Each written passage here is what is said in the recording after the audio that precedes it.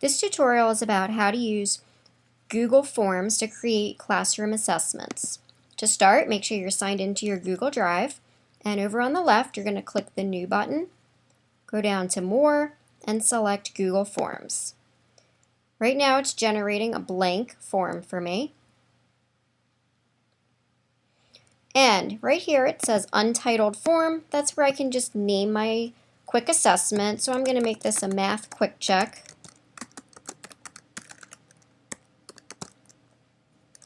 My form description, that's where if I want to give the students any further directions or any extra information, I would put it right there. I can just leave it blank and it'll come up blank. My first question, I'm going to do a multiple choice question. Now if you want them numbered, you do need to put in the number. So I'm going to put in number 1. And I'm just going to make this a quick multiple choice question where the students have to tell me which operation they would use. Now help text, that's if you want any extra information right below your question.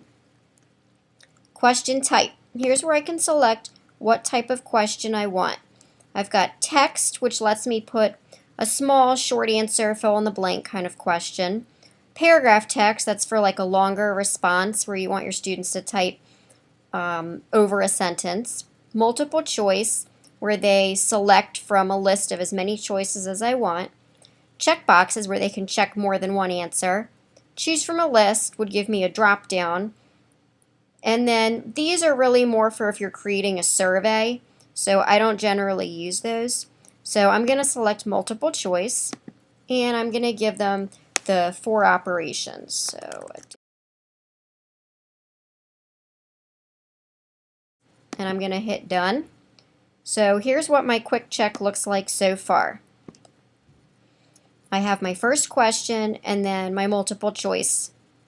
So I'm going to add another question, and this time I'm going to do a text box. And question 2, I'm going to ask my students to use the information from the last question and actually solve it this time, so that they have to actually type in an answer rather than select from multiple choice. Select text, and that's the size of the box that they're going to be provided. And since they're only going to be typing in a number, that's perfectly fine. So I'm going to hit done. Now, one thing that's important to point out is since you're using this for an entire class and not just one student, you want to have a place where they enter in their name. Otherwise, when you go to look at their responses, you're not going to know who typed in what. So what I'm going to do is I'm going to add an item. And my question is actually going to just be name. And I'm going to leave it as the text setting. This is a required question. I'm not going to let them submit it unless their name is entered. So you'll see there's now a box for name. Well, I don't want my name box to be at the bottom of my quiz. So this is how you can easily reorder your questions. You'll see that I have the crossbars now as my cursor. I'm going to click and drag it up to be above question 1. So this is what my quick check looks like so far. I have a spot for my name, and that little red asterisk means it's required. I have my first question and my second question. And you'll notice as I hover over top, these icons appear. That's if I want to edit my question or my answer choices. If I want to duplicate it, so if you want to format a question and then just quickly change one little part about it, that's a really easy time saver tool. Or if I want to delete my question because I just don't like it anymore, I would click delete. So if you wanted to add another item, all you would do is continue going along and adding more questions until you were done with your quiz. Now, what if I want to add in an image? This is a math assessment, so I really want to have them do something maybe with fractions. So I'm going to select image, and I'm going to choose my and here's my fraction image that I created. If you want to give your image a title, if you want to give it more information, like if I want to say use with questions 3 and 4. And then down here I can decide where I want it aligned. So there is my fraction graphic, and then I could continue and adding questions in. And we'll make this checkboxes. The difference between checkboxes and multiple choice is the checkboxes you can have more than one selected.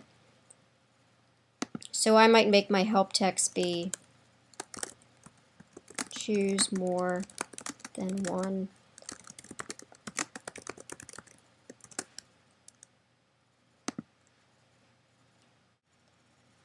So once you've assigned this and given it to your students to take, you want to be able to access what they answered with. So if you go back to your Google Drive, you'll see where you have Math Quick Check. That's the actual quiz that you created. And Google automatically generated a spreadsheet file with their responses. And it writes responses right there so you know. So I'm going to go ahead and double click on it and it'll open up.